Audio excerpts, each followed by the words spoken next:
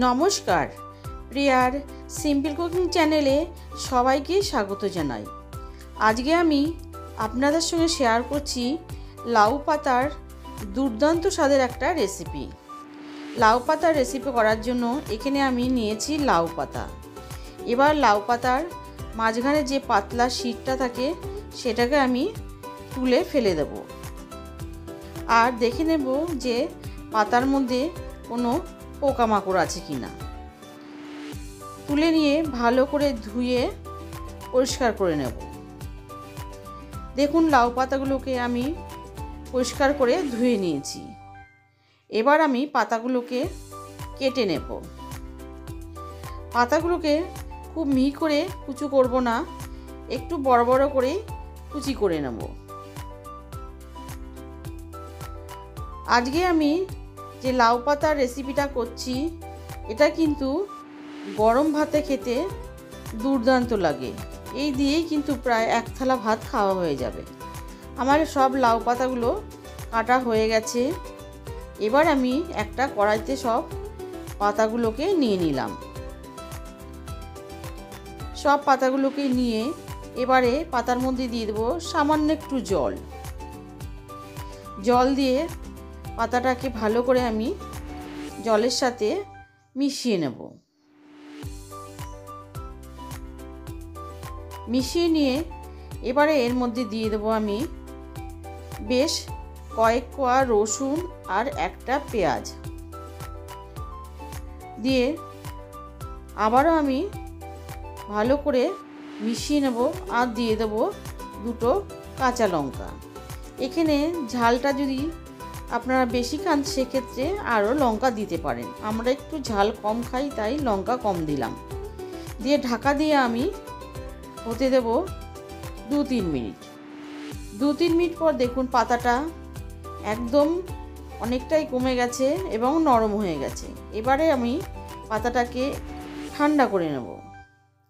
পাতাটা ঠান্ডা করে নিয়ে এখানে নিয়েছি আমি মিক্সারের বড় জারটা।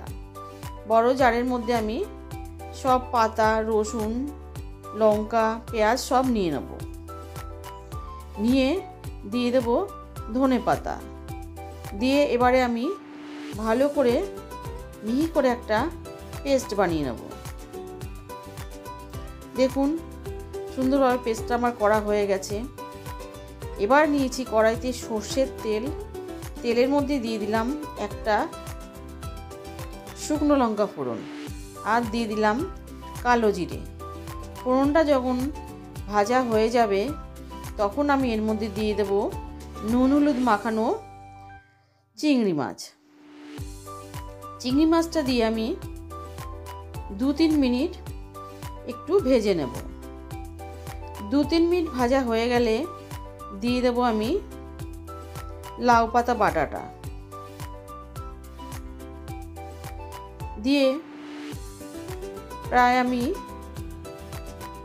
4-5 মিনিট মতন হাই ফ্লেমে রান্না করে নিলাম। নিয়ে দিয়ে দিলাম পরিমাণ মতন নুন আর দিয়ে দিলাম হলুদ। নুন হলুদ দিয়ে আবারও আমি 3-4 মিনিট রান্না করে নেব। 3-4 মিনিট পর দেখুন জলটা অনেকটাই কমে এসছে। এবার দিয়ে দিলাম একটা লঙ্কা আর দিয়ে দিলাম সামান্য একটু চিনি। দিয়ে আবারও আমি প্রায় 5-6 মিনিট মতন রান্না করে নেওয়ার পর আমার পাতাটা প্রায় রান্না হয়ে এসছে। এবার আমি নামানোর আগে দিয়ে দেবো একটু কাঁচা সর্ষের তেল। কাঁচা সর্ষের তেল দিয়ে মিশিয়ে নিয়ে আমি নামিয়ে নেব। কেমন লাগলো আমার আজকের লাউ পাতা বাটার রেসিপি অবশ্যই জানাবেন।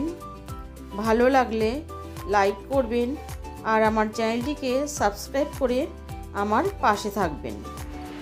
দেখুন পাতাটাকে আমি একটা সার্ভিং প্লেটে সার্ভ করে দিচ্ছি। সুস্থ থাকবেন, ভালো থাকবেন। ধন্যবাদ।